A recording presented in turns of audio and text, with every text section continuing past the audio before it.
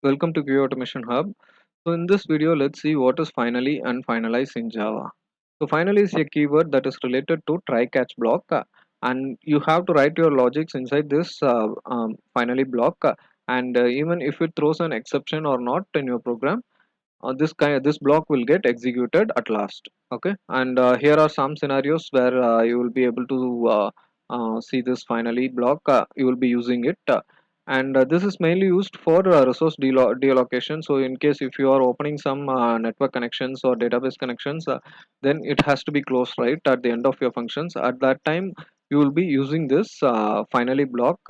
But after Java 7, automatic deallocation happens. So it will whatever connections, database or network which you are opening in your program, it will get closed after the end of your program. So this was not mostly useful now, but in some circumstances, you have to specify some kind of logics that needs to be executed at the end of your program. So at that time, you can mainly use this finally block in your program. Okay, so let's see some quick examples with this finally keyword now.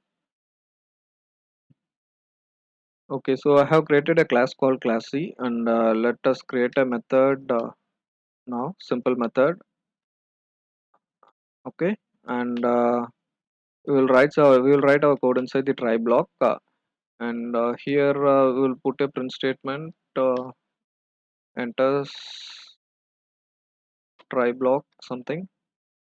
Okay, and we will just divide some value here. Okay, uh, for example 55 by 11, and we will print this value j here. Value of j is all right. So we have created a try block here, simple try block, and we'll put the catch here. Okay, and we'll put the exception. So arithmetic exception e, and we'll write a simple print statement here. Say example enters catch block. Okay, enters catch block. Okay, and we have written a some logic simple statements here inside the try block, and we have written simple print statement inside the catch block. Since it is an arithmetic operation, we are catching the arithmetic exception in catch block. Okay, and we will write a finally block here. It's simple, just you need to write it as finally, and you have to give your logic inside this finally block. So we'll mention something like enters similarly enters finally block. Okay, all right, so now let us call this finally demo method. Okay, so let me keep it as static so that I don't want to create an object. Okay, let us call this method inside the main method, and I'm going to execute this classy file. And now what will happen, it will first enters the try block. Since there is no exception here, it will print the value of j. So you can see enters try block, it prints the value of j, and here no exceptions, right? So it will not come here, and finally it is executing this enters finally block. You can see here, right? So this is one point. And for example, if I am dividing by 0, at that time you will get a arithmetic exception, right? At the then it should come here. Even if it comes here, it will go to finally block and it will execute it. Okay, so can we see that one? I have changed this to 0 now. Okay, and let me run this one. See here, first it enters the try block, it comes here to this print statement, and here the exception will be caught. Okay, since the exception is caught, this print statement line is not executing, and it comes to the catch, and we are catching the arithmetic exceptions here, and it is printing the catch block print statement, and after it prints here, it goes to the finally. So even if there is a exception or not, anyway it will go to the finally block and it will execute your logics. Okay, whatever you're writing inside the finally block. All right, And if you're catching some other exception, if it is not related to your null pointer or something, okay, so we are catching the null pointer now. All right, so let us run this program here. So since it's not an arithmetic thing, definitely is going to throw an exception. See here, since we are not catching the arithmetic, right, we are catching null pointer here, so this is not a null pointer exception, so it is going to throw the exception in our program. Even then you can see it enters try block, okay, and it is going to the finally block also.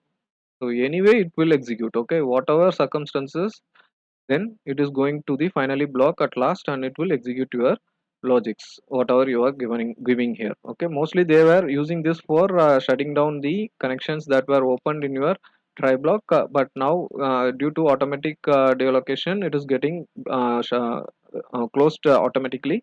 Even then in some situations you will have to write the code inside this finally block and you will make it to be executed at last. Okay, so for that you can use the finally block. So that's it with finally block, and let's see finally keyword, and let's see what is a finalize method now. Okay, so finalize is not a keyword and it's a method which is used just before object is destroyed. Okay, so let's see an example for this one now. I have created a class called class D. Okay, and inside the main method let's create an object for this class. Class D obj equal to, so I am creating an object and okay, I must equal to, let us assign this object to a null value. Okay, so this object does not have any value now, and we will call the system dot gc. Okay, so what we are doing now, we are just calling the garbage collector method. Okay, so this system dot gc is just request to jvm to execute the garbage collector. It's up to JVM to call garbage collector or not. Okay, usually JVM calls a garbage collector when there is not enough space available in the heap memory or when the memory is low. So for now, showing the example, we are just assigning this object to null and we are calling this garbage collector method as well. Okay, and let's put a simple print statement here, uh, saying garbage collector method is invoked by JVM. All right. Okay, we have put a print statement here in the main method, and now let's create the finalize method here.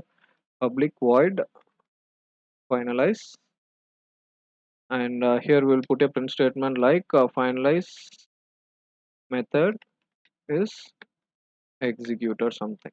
Okay, all right, so we have done that, and we have created an object for this class. We have set it as null and we are invoking the garbage collector method, and here we have given a print statement, and finalize method we have created with a print statement. So now let's run this program here.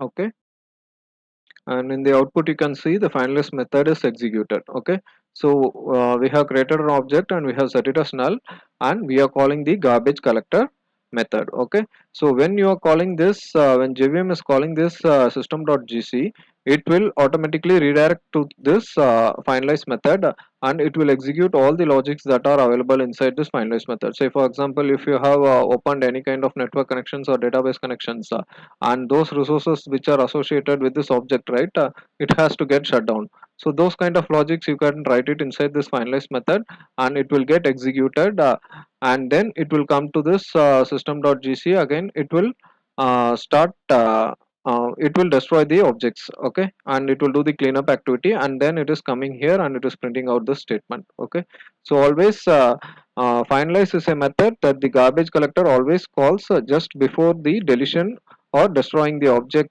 which is eligible for garbage collection. Okay, and this is why we are using the finalize method, and I hope you guys are clear with the differences between the finally and finalize and how to use that in your programming.